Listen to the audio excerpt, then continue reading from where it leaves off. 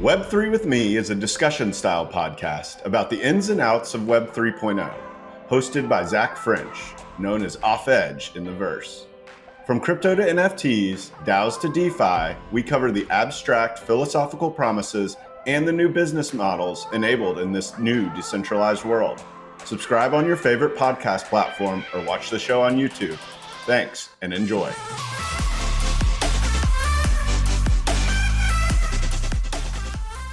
Zach French is a bar-certified attorney, and nothing expressed by Zach during Web3 with Me shall be considered legal advice. All the opinions expressed by Zach and his guests are solely their own opinions. All content in Web3 with Me is for informational purposes only. Zach and his podcast guests may maintain positions in the securities discussed during Web3 with Me. Hey everyone, thanks so much for being listeners of Web3 with Me. I want to take a few seconds to tell you about my exciting new B2B offering. It is the mission here to educate. I sincerely believe Web3 can make the world better for more people. Businesses shouldn't be left out though, so I've launched the Web3 Coach. It's a bespoke education experience designed to help your team understand how Web3 affects your particular industry or company and identify opportunities unique to Web3. Whether you have a law or accounting firm with a growing number of clients participating in Web3 through crypto and NFTs, or you're a real estate syndicate looking for different ways to raise money, or teams just of fast-growing Web3 companies who want to understand your customers and your new teammates, I make sure you can talk the talk and leave feeling more confident about this crazy new world. Please take a minute to check out my website at theweb3coach.xyz. Thanks so much and enjoy the show. My guest today is Brian Zwerner. He's an investor and advisor in sports, media, Web3, and fitness. He is founder at Beyond the Game Network, a venture group of athletes and business execs in Atlanta, Georgia. Zwerner also leads the Crypto Executive Guide, an advisory business in Web3, and the publisher of a market-leading newsletter. Zwerner was previously the founder of Sportal, a startup in the sports industry. He managed the growth of Aquina Health through a Series A capital raise. He has invested in or held senior roles with several companies and funds. Previously, Zwerner spent 20 years in investment banking roles in the US and overseas. LFG, baby. Let's start vibing.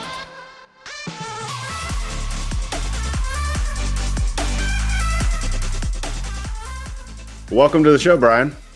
Thanks. Great to be here. I'm super excited for this conversation. You and I have had a few times to connect, once in real life and once over Zoom. And I don't know, it seems like you are going down the path that is going to help proliferate Web3. And I like just to unpack your insights into consumer investing and stuff is going to be a lot of fun today. Awesome. It's always exciting to find people in the Web3 world here in Atlanta, Georgia. It's a small but mighty group, so we're excited to see what we can all do here. I can always appreciate the background too, by the way. For those of you listening, Brian has the big Atlanta that is spelled out in front of the Atlanta Hawks Stadium downtown, right across from Mercedes-Benz. It looks like that picture was taken while the Benz was being constructed, because I see some cranes back there in the background. Fully up now, so good to go and ready to go.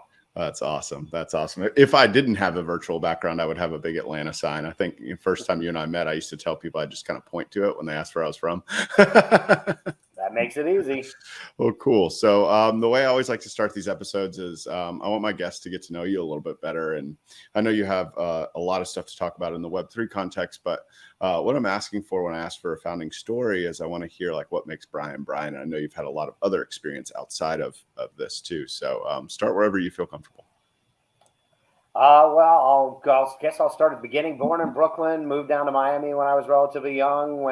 Grew up there, went to high school, did college in the Northeast, and then spent 20 years in capital markets investment banking roles in the U.S. initially, overseas for a little while.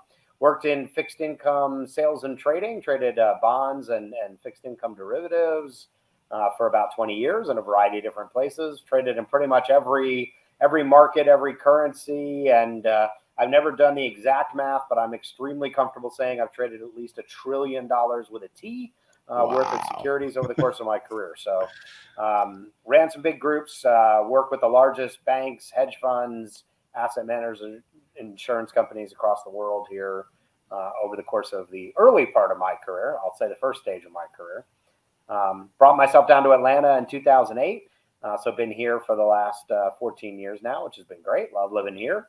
Caught the startup bug in the mid 2010s. I ran a fintech-enabled small business lender working with healthcare clients around the country called Aquina Health.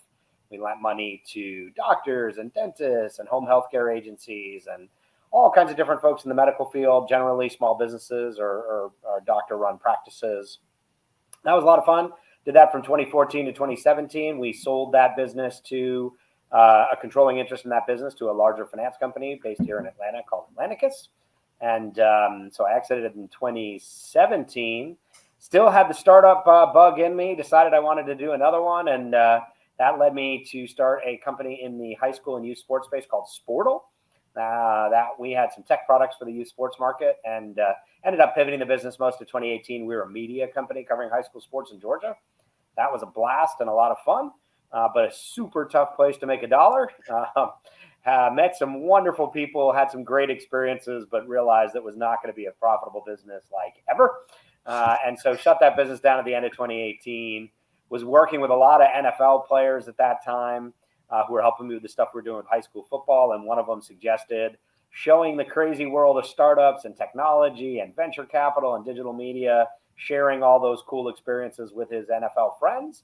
And that was the launch of what I've been doing for the last 4 years, which is called Beyond the Game Network, a group of athletes and business and tech execs here in Atlanta that partner with startups and bring these athletes in to help them grow and be super successful.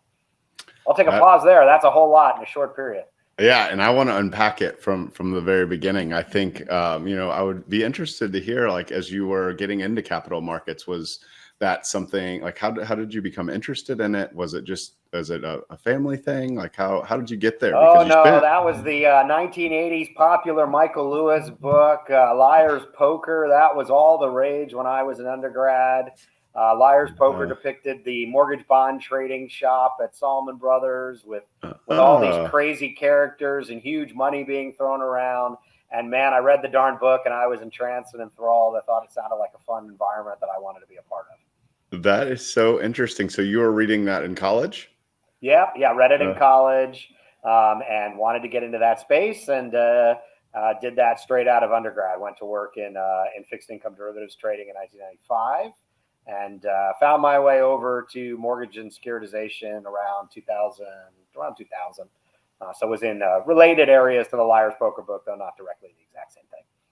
So when you were transitioning, I guess, after 20 years in capital markets, having done all kinds of all over the world, and from what I understand from other conversations, being all over the world is what it required. This was not just sitting at the home office on Zoom calls, right? No, we didn't have a Zoom back then. 2002 to 2005, I lived in London, was based over there, ran a big business for Bank of America out of London that included all of Western Europe and the Middle East. And then ultimately Southeast Asia, traveled extensively across Europe, Japan, Hong Kong, Singapore, mainland China, Taiwan. I was in all those countries at least once a quarter for about 5 years, both the time I lived in London and then after that, when I moved back to the United States, I was traveling globally like that for 3 years. So yeah, spent time in all those markets, have traded in virtually every currency that exists, either government bonds or interest rate swaps or foreign exchange. So yeah, been involved in all those markets, had a lot of fun, met some really interesting people all over the world doing it. What of the skills did you learn over the course of those 20 years that you felt like helped you transition into an operator of a startup business that did so well? I was always an intrapreneur. I was always the person at Bank of America and later at Wachovia Bank, which became Wells Fargo now. I was always the person kind of building the new businesses, creating the new products. I had a permanent invitation, it seemed like, to the Bank of America New Product Committee, which was headed up by the chief risk officer of the entire bank and made up of board members of the bank. I was always trying to find the new thing, the new way to bring new products to our clients. So I felt like I had a lot of entrepreneurial spirit, even if I was working in, one of the biggest banks in the entire world. And really, wanted to explore that part of my career, of my skill set, and get into a place where I didn't have the support network of such a big company behind me and see if I could do it. And that's what kind of led me to entrepreneurship in the mid-2010s. Yeah, so you went in, you're in Atlanta. Atlanta is now known and has been in the recent future for being a big fintech startup hub, right? But I mean, I imagine you were pretty early to that, and if you were coming in 2012, right? Yeah, there were a couple of other interesting things going on around, kind of digital direct to consumer lending, and some places of that were interesting and exciting. Atlanta's always been a good place for technology around finance with the big payments processors, WellPay and TSYS here in Georgia. Obviously, a lot of banks and asset management as well. And so, yeah, I mean, around that time in 2014, some of the companies that were doing peer-to-peer lending were getting really hot. Lending Club and Prosper were doing consumer lending where they were funding those loans by basically matching borrowers and lenders. And we had kind of followed a very similar model.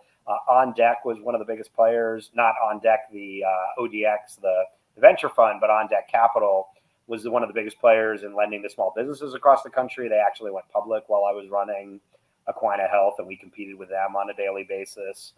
So yeah, there was a lot going on around that space, and it was a lot of fun. And it was an interesting time as we were building out technology rails.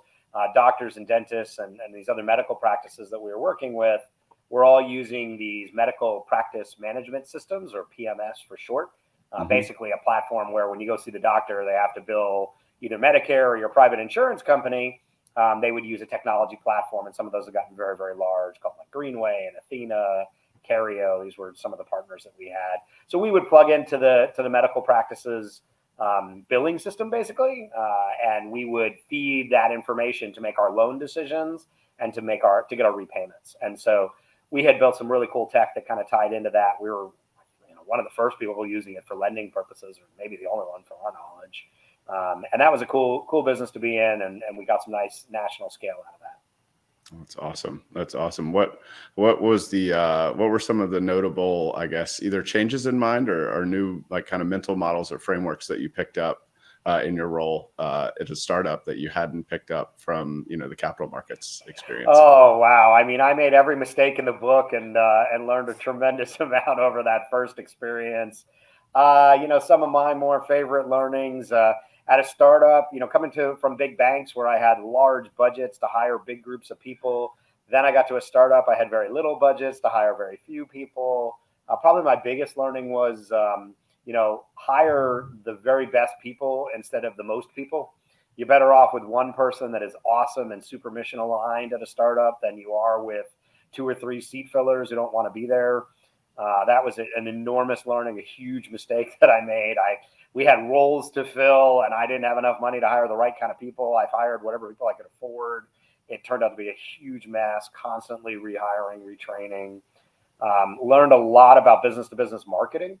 If you've ever tried to sell anything to a doctor, you'll learn that there's an enormous amount of people that are trying to keep you away from that doctor so that doctor can keep practicing medicine during the day and not talking to drug reps and tech companies and other people who want to sell them goods and services like lending. Now, if they want to take you to a really nice dinner, then even we're happy like to have the getting to the conversation. point where you could invite the doctor to a nice dinner was a challenge. I mean, there were just, there was always a person at the front desk whose job it was to keep us away. And we tried everything from direct mail to knocking on doors to email to content marketing to cold calling with callers from the kind of college grads to lower cost callers in the U.S. to overseas cold callers. I mean, we did everything to try to find different ways to reach these medical practice managers, whether they were doctors or home healthcare agents or whatever it was. And I learned a tremendous amount about what it takes. Learned a lot about selling through partners. That was another really big learning. One of the partners that we had was one of the top 2 practice management systems. They had hundreds of thousands of medical practices using their platform. And we were so excited. We celebrated the moment we got onto the platform. And then we were told that they send an email out to like 500,000 medical practice managers once a month. And then we were told that there were over 50 partners and they only put 1 in per email. And so it was going to be about 3 years before it was our turn to be included in that email. And And so, we had celebrated the victory. We'd celebrated the victory way too early of being a partner there, and learned that working through partners as a sales channel can be very, very challenging. Is that their form of screening their participants? Is like, hey, if your business actually lasts the 3-year waiting period, then you deserve to be in our newsletter. I guess. I mean, I think the attitude was, hey, you're a partner in this platform, and I don't know, maybe 20% of the medical practices in the United States are using this platform. So their feeling was just go call on everybody. You got a 1 in 5 shot that they're one of our customers already. And if not, maybe you'll help them become a customer. And so, it was just a tremendous amount of learnings, a lot of fun, a good experience. And that led me to my second startup, the high school sports one. Yeah, which is a big turn in a way, right? Like you've been in the presumably B2B world. I'm sure that term is very abstract compared to all the different clients that you had serviced over those 30 or so years doing business. But you get to the media sports world. What is this shift to consumer? It's a big shift. I'd spent a long time, a decade as a sports parent, coach, assistant coach, team manager, and fan. Both of my kids, who are now in college, played a lot of sports growing up. My son basketball and my daughter volleyball at a pretty high level, both youth sports, high school sports, travel sports. Had done pretty much everything as a dad and a fan across all of that. And frankly, I just saw tons and tons of problems in the youth sports market. The challenges put on the kid, on the parents, on the coaches, the team managers, the schools and everything. And I just felt, man, there's got to be a way to fix some of these problems. And I kind of went in it with, fixing my own problems. And we started with a real specific technology solution called Sportal Space. Sportal Space was an online platform like OpenTable or Airbnb for travel sports teams to rent gyms and fields. In a big city like Atlanta, there's something like 5,000 travel sports teams across kids basketball and soccer and baseball and so on and so on. And they all need a place to practice and train. Yeah. Some of them have a dedicated location, but most of them don't. They're just popping around from gym or field to field. And so this was supposed to be a platform to do that. We had gotten about 100 gyms and fields on the platform on our site by the end of 2017, beginning of 2018, and just ran into a lot of issues with scaling that business. But try to solve a problem that I saw that I was suffering through, that I knew hundreds and hundreds of other group people in Atlanta were suffering through. Figured if we could get it right here, we could take it national. We were one of about 4 or 5 other people to try something somewhat similar in this kind of gym and field rental space. It is a real problem, but it is so fragmented and so difficult to solve because the schools and the school districts that control them, or the counties that control them, generally have say over who uses their facilities. And it's a very difficult challenge to get through. So were you manually, I'm so interested in these early startup days when, you might have been even driving to these schools to go talk to them on site and be like, look. Oh, yeah. Yeah, we were going in there, it was a funny learning. We would go in, our initial sales pitch was, hey, your gym is empty, 5 out of 7 nights a week. And, if you just let people rent that gym from you, can make an extra couple $100 a week, a couple $1,000 a month, 20, 30 grand a year. That's a lot of money that can support your programs, whether you're a rec center or a church or a fitness center. It's an extra 20, 25 grand a year you can do something with. Would you like to join our platform and make your gym available? And we got a resounding no thank you as the answer to that. They were just not financially motivated. And we took a break and we're like, wow, we've really got this wrong. How do we fix it? We went back in with a completely different sales pitch. We went to the people at the front desk at these facilities and we said, hey, there's all these kids in your area, in your neighborhood, and they're sitting at home with a Xbox controller in one hand and a bag of Cheetos in the other hand. Wouldn't you love to have them out in the gym, getting some exercise and being around positive role models and doing something, fun and active? And they said, sure, sign us up. I mean, it was bananas. What? So they didn't care about the money? We were selling the exact same product with a totally different tilt. And we went from 10 gyms to 100 in like 2 months with that sales pitch. What the was Cheetos and the Xbox, that really got people going. I promise we'll get to Web3, folks, at some point, but I have got to unpack this because like those pivots in just framing, not even product, right? The product was exactly the same. Yeah. The offering was the same. The only difference was how we, framed it, explained it, whatever. It made all the difference in the world. It was a wonderful experience about really understanding your audience, your customer, and what was most important to them. What was most important to the people that were in those roles was not a little bit of extra cash. And even for the positive good it could do for their programs, but it was about helping the community and really, we really had to understand who they were and what they were about to really frame that the right way and to make it something that was really valuable to them. Otherwise, we couldn't get anybody on the platform.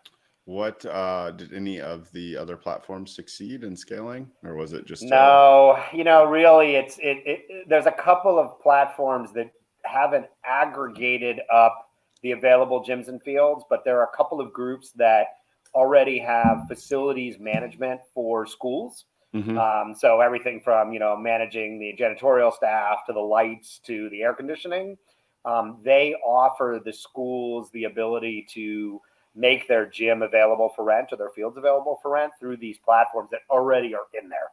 So they have already gone through the arduous process of selling the school or school district on their technology platform. And the school is already a customer. This becomes an add-on. So you will see the ability, to book a local gym, potentially near you through an online platform. But that platform is doing way more than just gym booking.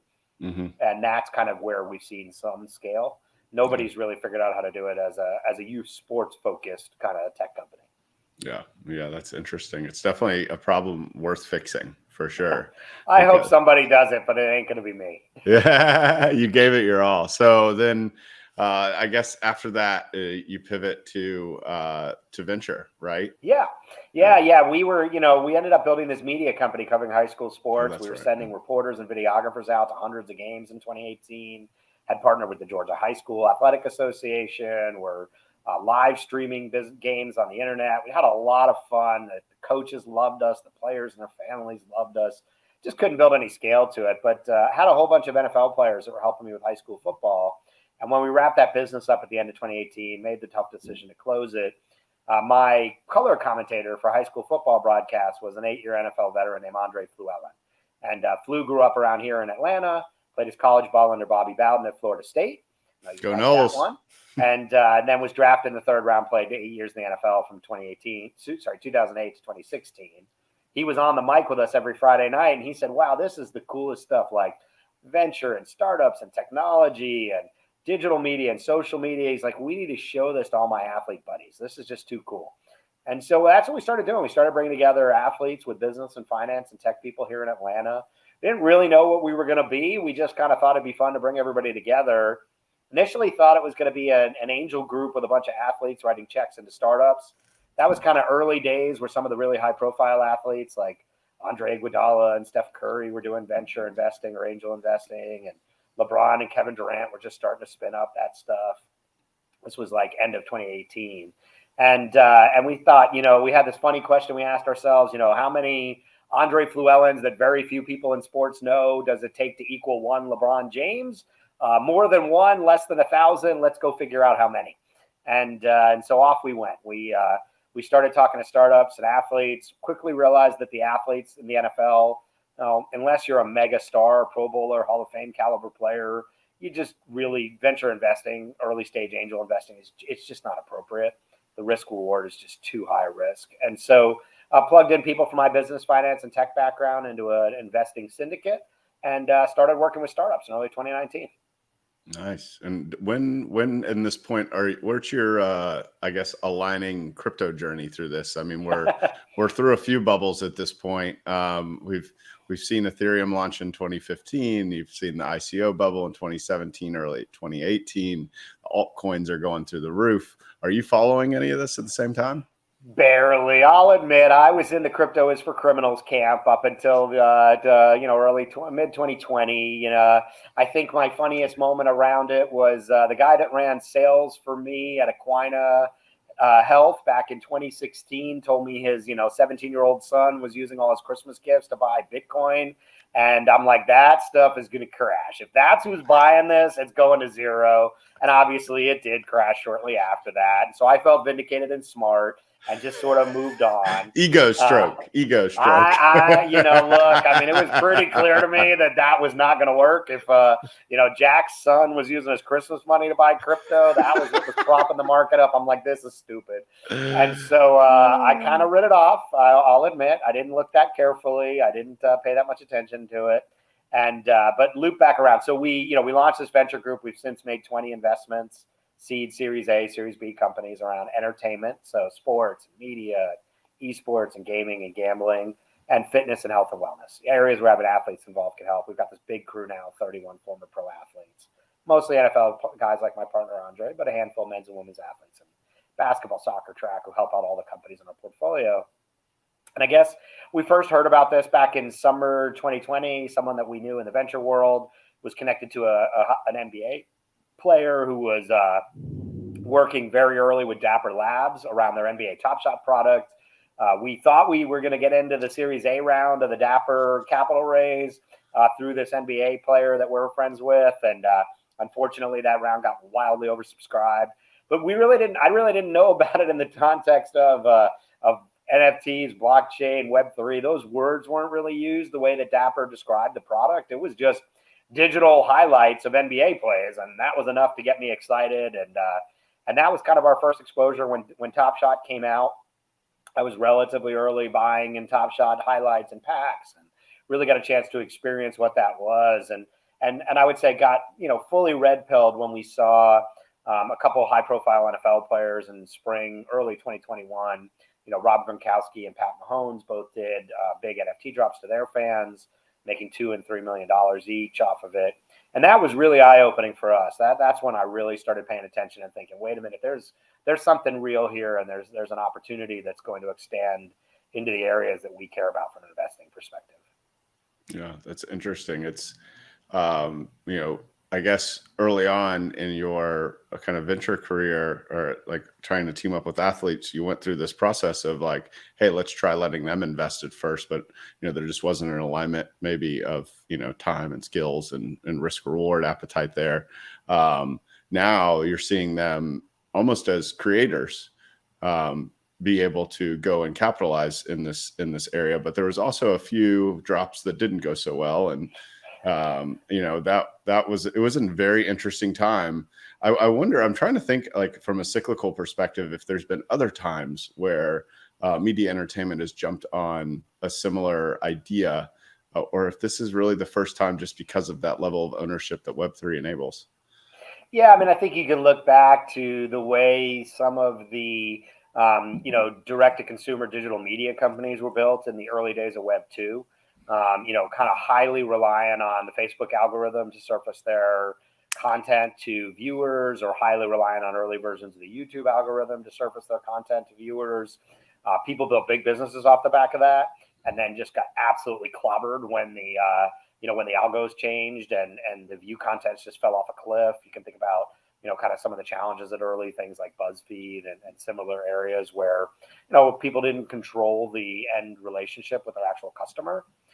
Or the ability to kind of get their stuff in front of the customer. And they had, big businesses built fast, accumulated a lot of views, and then, dropped off hard when Instagram, Facebook, and other platforms kind of changed the way that they surface content.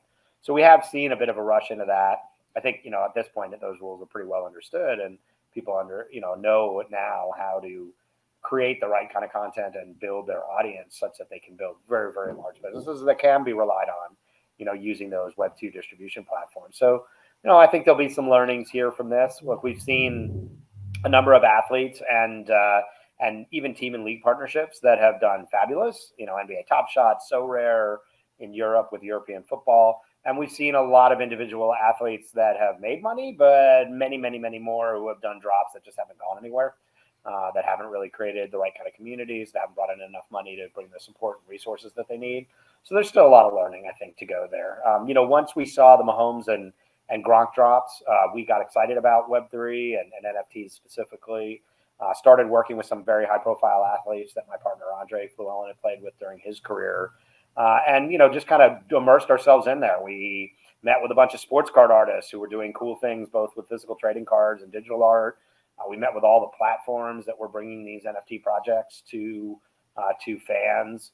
Did a whole lot of work on it. Didn't end up bringing anything ourselves as a manager, but made our first investment in Web3 in summer 2021. So about just over a year ago now, in a company called Sports Icon that was doing NFTs for big star athletes, primarily out of Europe. The company's based in the UK. They had worked with very, very large UK soccer stars on a number of NFT projects, and then started coming here to the States and working with athletes here. That was our first investment in the Web3 space, and that company's doing awesome.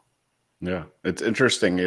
I guess from the other side of this, what I see happening during this same time period, having become immersed in the space and wanting to find a way to contribute on a full-time perspective, like you start to see these people that they haven't necessarily built communities before, but they've been a part of so many NFT communities. And if they're a good thinker, if they're a smart person, like they're analyzing like what does well, what does not. And then you have new people that are coming in that have no experience in Web3, i.e. an athlete, but they know that it's a good way to build a community. And so like at first, everybody is a community manager, right? Everybody is there to help you build NFT projects, but it seems like over time that has been refined, and the ones that are actually doing a good job, like you're talking about, are starting to like just help on a scaled level.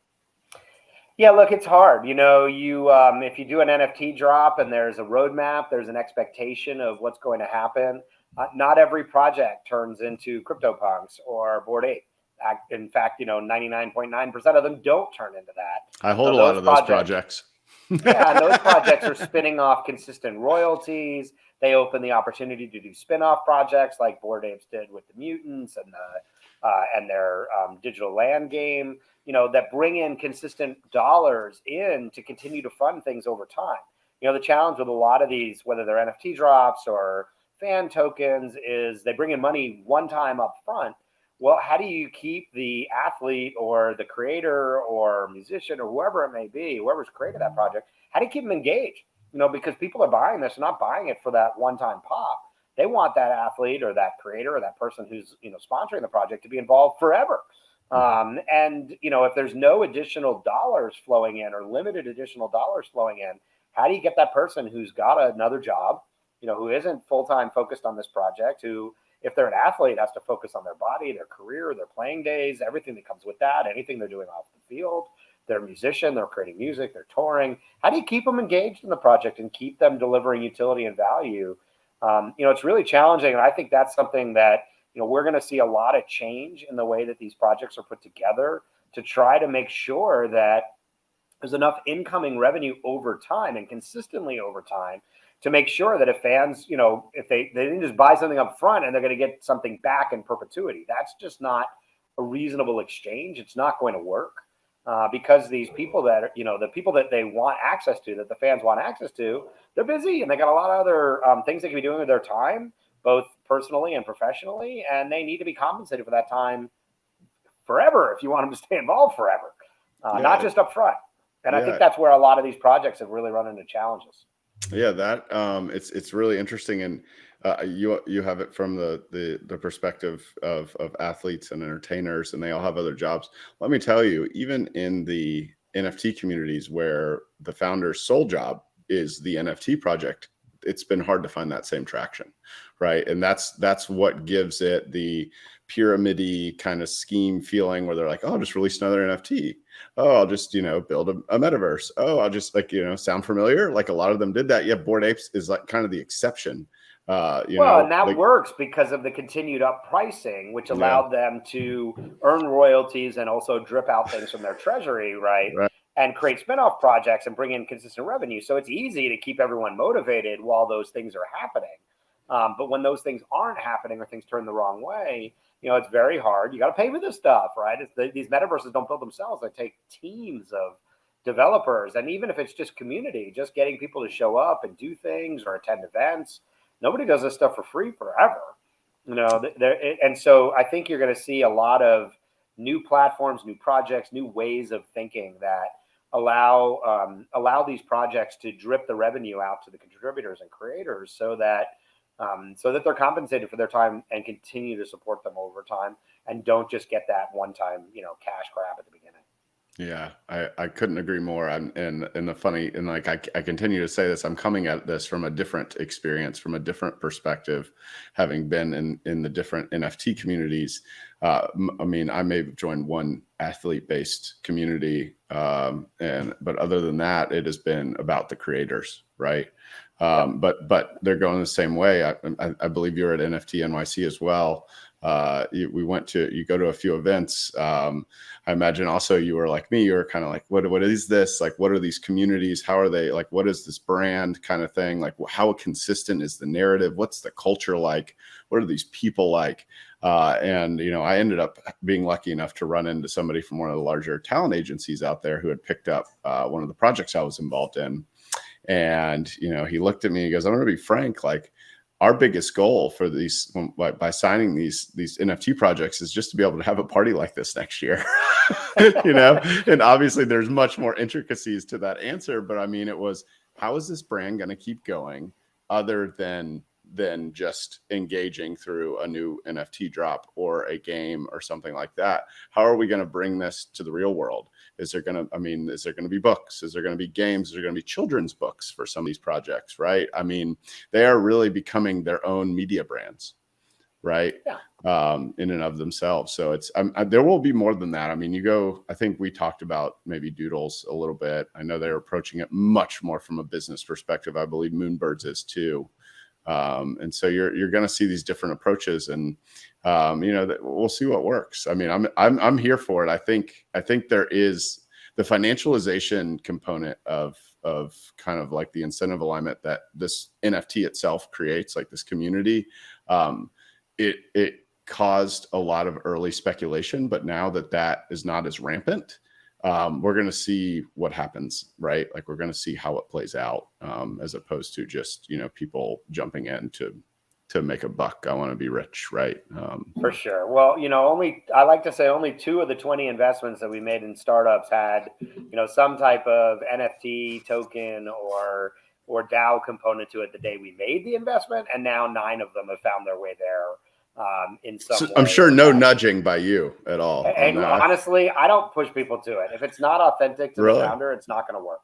And so I'll happily answer questions. I'll talk about things I've seen that work and don't work, but I'm not telling anybody to do it because, and I think you alluded to this earlier, if it's not something that the founders are into, if they're not in these communities, if they're not participating and seeing what works and doesn't work in other places, if they're not living in Discord and really making a home there, if they haven't figured out how to bring their users and customers into those types of communities, it's just not going to work. I mean, you might get some cash up front, but you're going to wreck the company.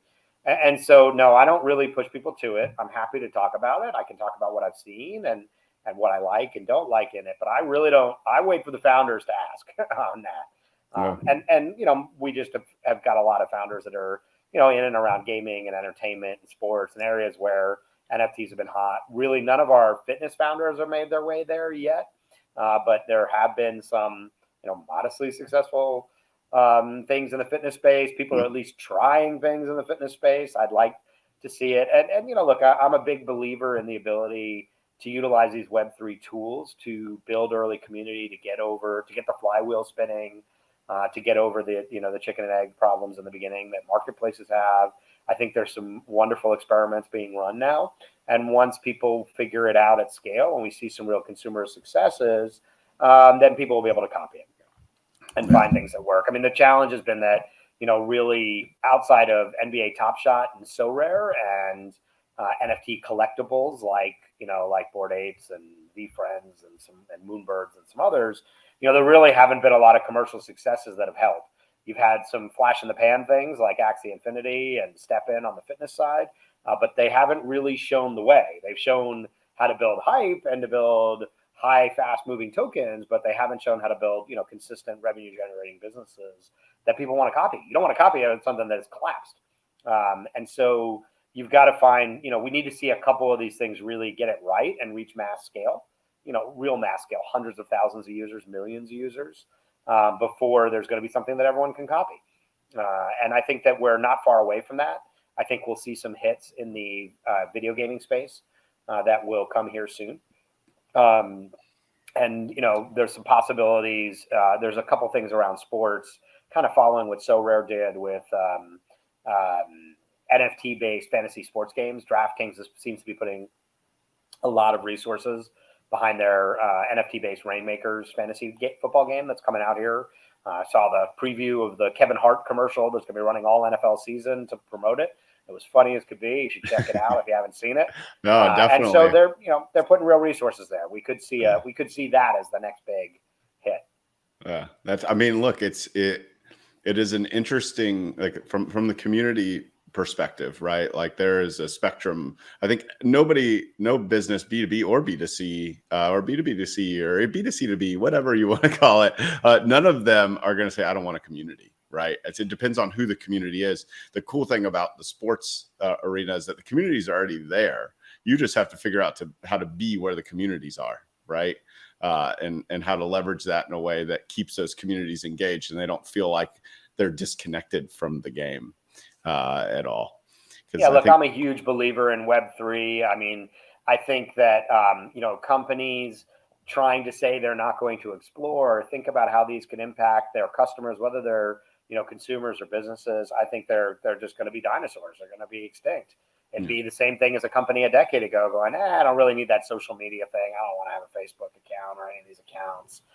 Or 20 years ago saying, I don't really need a website. That's not really going to be important. They'll all capitulate at some point, or they'll go out of business.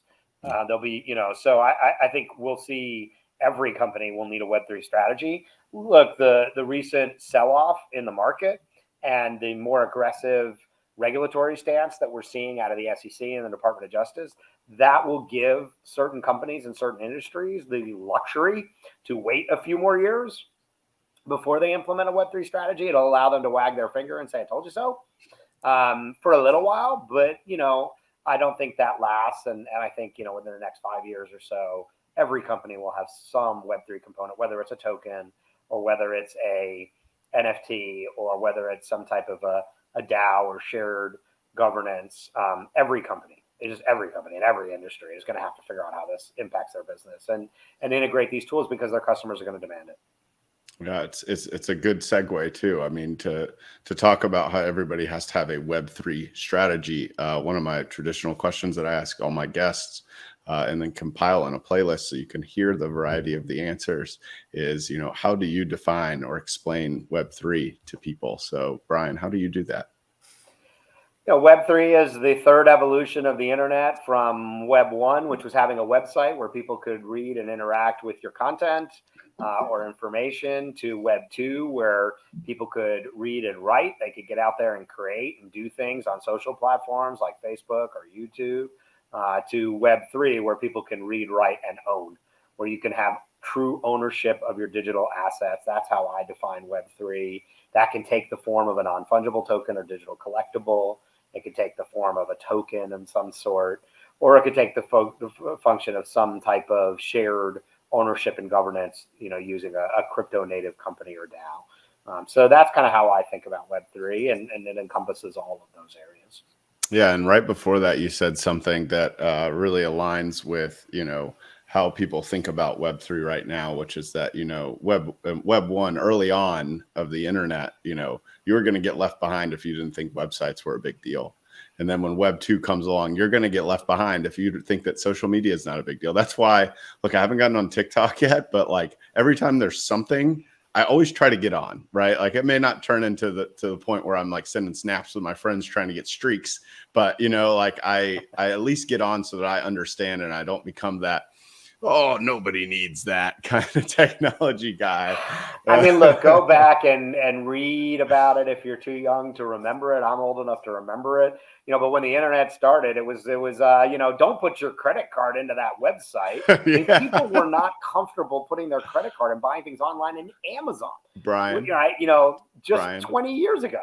I have to admit, and I will not name this person, but a friend of mine who is older, I told him we just started a foundation, as you know, and we were putting in the donation button. He goes, well, how are you going to make sure people trust you to put their credit card in to make a donation? And I'm like, what?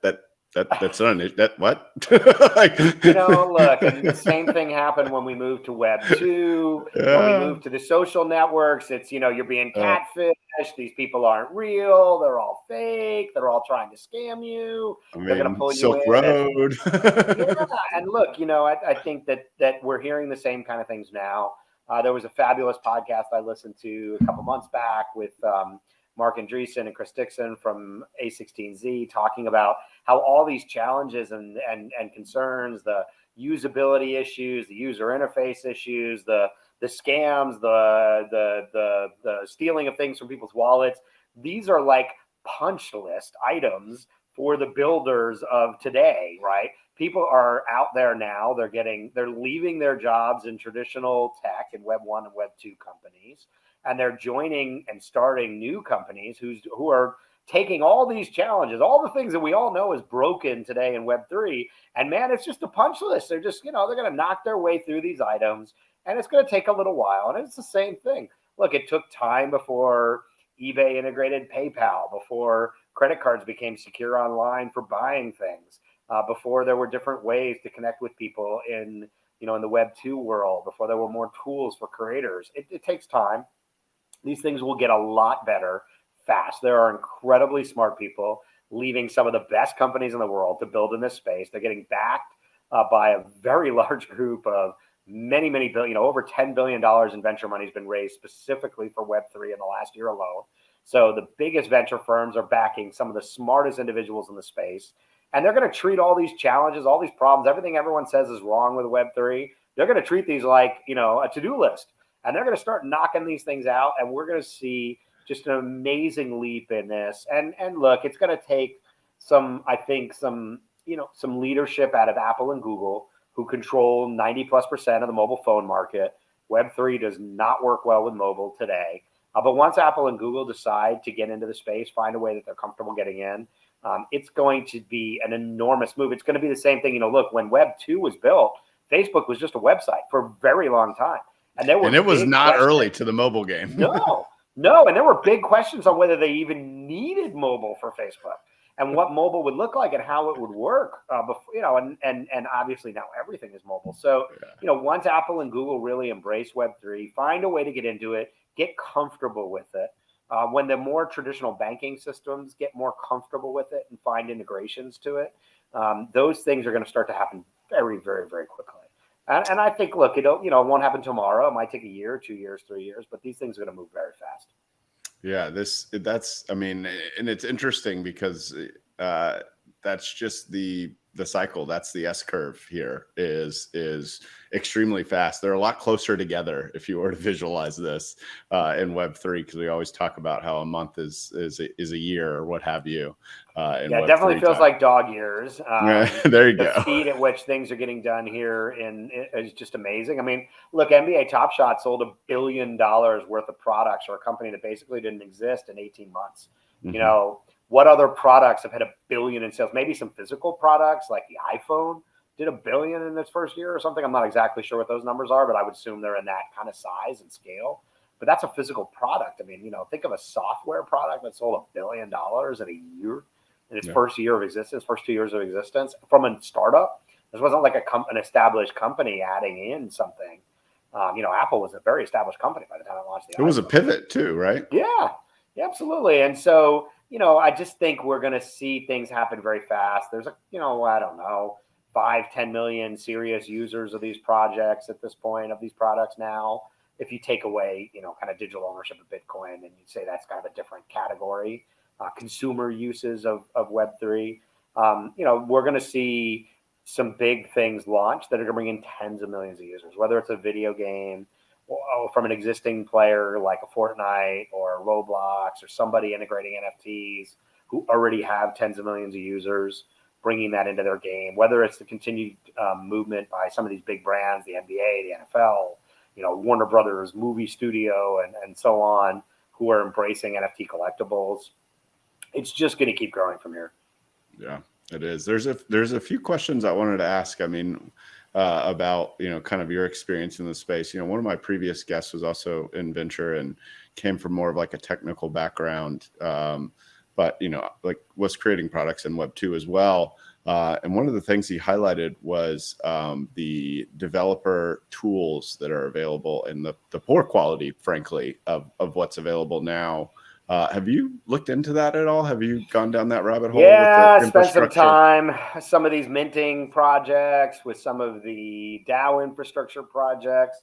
They're still clunky, they're still messy. And I think it just comes down to the fact that, the wallet user interface for the customers is terrible and uncomfortable. As those become better, and also, as I said earlier, as those become, compatible with mobile phone apps where things are, just where people have a certain expectation of user interface. I think those will get better, but yeah, no, they're terrible now. And I've tried a few of these platforms. The best of them, you can get it done, and you can get it done safely. Things like minting sites and token gated either NFT or cryptocurrency gated communities or products, things like that. They're around. They're doable. They're getting investment like fast. And they're getting way better quickly, which is great. But yeah, they're still really hard to use and not as feature rich as they need to be yet. Look, there are plenty of people building Shopify for NFTs, So Shopify. And including Shopify. Yeah. Alex Danko's I think and the team over there, Toby, they're definitely all about token gated commerce right now. Absolutely. Absolutely. And other big companies like Salesforce are integrating NFTs into their projects. So, it's coming quickly, but yeah, it's still really tough right now. And there's this crazy backlog. If you want to get your smart contracts audited, there are only a few really good companies that have a reputation for doing that. And the line can be 2-3 months long to just get your smart contract audited by somebody who's got experience, who's trusted by the marketplace. And a number of big brands are requiring smart contract audits in order to, work in these projects. Yeah. And none of that's, there are people working on automation of audits, but that hasn't come to fruition yet. It's going to be a little while. I'd like to see some of the, big 3, big 4 consulting firms out there. Maybe if we get some regulatory frameworks that require some sort of audits, you'll start to see some of these larger companies putting some resources towards it. I've talked to some people at the big 4 accounting firms and consulting firms and some of the larger firms. They're all dabbling. They're all starting to set up groups. They're more moving over people in their existing consulting practices or accounting practices than hiring Web3 experts. They're more comfortable kind of having their existing people who are curious and interested about this train on it than they are grabbing somebody from somewhere else. I think that'll change over time. I think right now the liability is just too high. I know a number of startups that have had to, that are working with larger brands or companies and have had to go out and get like business insurance for things like NFT projects. Absolutely. And wow, is it tough. Yeah. There's very, very few business insurers who will insure anything in this space. Yeah. Most of them are just a flat out no if this is what you do. And when you have to get insurance, it is crazy, like 10 times the price of what a technology startup would pay for something that didn't have this sort of risk to it. And those things will change. Those will change. It'll take a little time. But we'll see those things change. And yeah, I think, look, eventually you'll be able to get a smart audit from Pricewaterhouse or whatever it may be, but it's going to be a minute. Yeah. Cool. So yeah, it sounds like, what we're going to see with these audit firms is going to be following this. I mean, it's going to take 5 to 10 years for a lot of these big consumer brands to get moving. The Metas of the world, they aren't just going to lay out and just say, hey, look, decentralize my network and take away my dollars, right? There's going to have to be some big shifts. There's going to be a lot of regulatory. We need regulatory frameworks, not this kind of like regulation by enforcement that we're getting now. No doubt. Look, Apple and Google have been conservative and slow to move in here, but look at what the credit card giants, Chase and Visa and MasterCard are doing. Both of them have large and growing crypto practices. Both of them are looking at ways to integrate that, to bring in. I don't want to lose that 3%. No. And they're being very smart about it. They could win the wallet wars. I like to talk about the wallet wars. Right now, obviously, MetaMask is in an enormous lead, but I think it's vulnerable. And I think, whether it's Apple or Google, who already have wallets installed on every smartphone in the world, You're not putting crypto in it. You're putting a credit card in there and using it for things like that, tickets and stuff like that. But it'd be easy for them technologically to extend it. I think they have to get comfortable with it. Look, I don't think huge banks like Chase and Bank of America and Wells Fargo and Citi, they don't want to lose the wallet wars either. They don't want to see, they make a lot of money off of credit card interchange and being your bank and holding onto your cash. Do they really want to see all of that disappear into MetaMask? There's no way, right? So those guys are starting to go after it as well. There's going to be a lot of very interesting things. Look, there are going to be regulatory constraints. They're going to have to move slow and be very thoughtful about what they do. And, maybe people don't like their banks and maybe people think that their banks are trying to rip them off. But in general, everybody feels pretty darn comfortable that if you put money in your bank, you're not going to lose it. They're going to give it back to you, and that the government stands behind this. And in developed you may countries, not like your bank, you may not trust them to be honest and fair in the way they deal with their customers, but you're not going to lose your money there. You may not always expect a high level. That's not something people can say today with MetaMask. There's every day there's horror stories on Twitter of people losing their assets, and that doesn't happen in the traditional banking system because there's plenty of safeguards in place. And I think that would be, those kinds of things are going to have to happen for mass market, hundreds of millions of people to come into Web3. You start to wonder. I mean, I don't know the market, I think, as well as you do when it comes to wallets. I'm more from a participant perspective than an investor perspective, but you have to wonder the consolidation, what it will look like, right? Because it's going to happen, right? At some point, may already be happening, but is it going to be MetaMask up into a strategic, like a bank, or is it going to be one of the existing wallet holders like MetaMask finally learning to take the regulatory side and the keep your customer safe side and a little bit more seriously and kind of building out that infrastructure through the acquisition of some of these smaller wallets? I don't know. My bet is clip this thing and we'll listen to it in 5 years. My bet is your wallets are going to be integrated safely into your smartphones by Apple and Google. They are going to win. Maybe it'll be a MetaMask wallet or a Chase wallet or a Visa wallet, but how you're actually going to use it is through the phone. And it's going to be Apple and Google allowing those wallets to come into their wallet ecosystem to integrate and seamlessly and transact with apps within their phones. And they're going to charge a tax. It's not going to be the 30% tax that they charge today on in-app purchases, but they're going to charge a tax on every transaction that goes through the wallets. And I think, that's how this is going to get to billions of people scale from tens of millions. Yeah, that makes a lot of sense. It's kind of like if you look at it from a first principles perspective, where do you have to be? You have to be in your phone, right? And who has the two biggest operating systems on the phone? Apple and Google Android, right? Absolutely. And I think that's where it goes. But look, it may end up being that you have if you bank with Chase, you have a Chase digital wallet that just gets given to you. And, and they custody your assets for you and you feel comfortable with it. And they put a lot of, safeguards in place so that your stuff can't get taken. And look, I get this whole, not your keys, not your tokens nonsense. I understand that kind of maximalist thinking.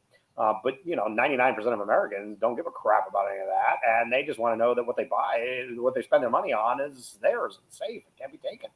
And they'll happily allow Chase to hold on to the tokens for them, whether they're NFTs or crypto, in order to feel comfortable that they're not going to lose things that are valuable to them. Yeah, and so I think that's how this will ultimately get delivered. And look, could it be MetaMask getting bought by a traditional financial player? Maybe, or maybe they just roll out their own. I don't know. But I think we'll see it, rolled up to large finance companies at some point and integrated into the mobile phones. That's how we get from, whatever we're at, 5-10 million active users of these products to billions. Yeah, that's great. I mean, honestly, it's a great transition. You're going to have to add a little bit of icing to the cake you just baked for us. But nice dad joke, by the way. But my traditional closing question for everybody is, where do you see yourself and Web3 in the next 6 to 12 months? And then where do you see yourself and Web3 in the next 5 to 10 years? Feel free to build directly on what you're saying because that is foundational. But let's take it a step further. I'll take the first part first. So next 6 to 12 months, where I hope to see myself is some of the investments that we've made. Like I said, we've got 9 companies already with, products and projects out there in Web3. I hope that at least 1 or 2, or maybe even all 9 of these suckers will be rocking and rolling and setting new standards and bringing on hundreds of thousands or millions of new users to Web3 and creating some amazing projects that bring in new people to the space and make themselves and me a little bit of money. So I'd like to see that over the next 6 to 12 months. I hope that we'll continue to get opportunities over that period to invest in some of the most exciting new projects that are coming to market and backing the most amazing founders we can. So that's my day job. In the next 5 to 10 years. I don't want to, we'll save it for a later episode, but, I'm exploring ways to use Web3 and communities built around Web3 to support more founders. Our group, Beyond the Game, and myself individually, have been very big at supporting diverse founders, especially here in Atlanta. All of my athlete partners are minorities or women or both. And we have had a big push to support diverse founders. Almost half of our investment portfolio has diverse founders in the founding team, and I'm exploring some really exciting ways, which but we're not gonna spill all the beans here on this one. About that. We'll save it for the launch conversation in a couple months, hopefully.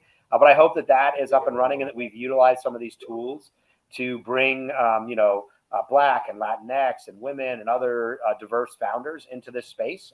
The early winners in Web3 have been white and Asian dudes, just like the early winners in Web2 and Web1. And I think we're still early enough where we can change that and bring a more diverse group of founders to the space, especially here in Atlanta, where I think we have one of the most diverse, if not the most diverse tech ecosystems in the country. So I would say 5 to 10 years, I'd hope that that's where I am. I think within 5 to 10 years, just about everything in your life is going to be an NFT or digital asset in a digital wallet. I think your driver's license, your passport, your house deed, your car title, your credit card loans, your credit cards themselves, they're all going to be on chain. I think all of that happens over the course of the next decade. Some things much faster, some things a little slower. But I expect all of that to happen as this all goes mainstream. There's no reason for important things to be stored on paper or to be stored in individual companies' individual databases, the way that they are now companies or governmental databases.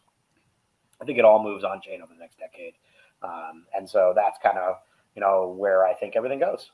Yeah, that's beautiful. And I love that you alluded to something that we are working on. I think there'll be a very good episode for the launch of that coming up. So yeah, I'm super excited to have met you, Brian. This conversation has been amazing. Look forward to building this relationship, and thanks for coming on the show. Thanks, Zach. It's been a lot of fun, and look forward to coming back and having more to talk about as we continue to get deeper and deeper into Web3. Thanks for joining Web3 with me. Make sure to follow us on YouTube, Spotify, and Apple Podcasts. Also, if you enjoyed the show, please leave us a review, as it'll help us reach more people. If you want to connect with me personally, you can find me on Twitter @offedge_. Thanks for vibing in the verse with me, and hope you'll join us next time.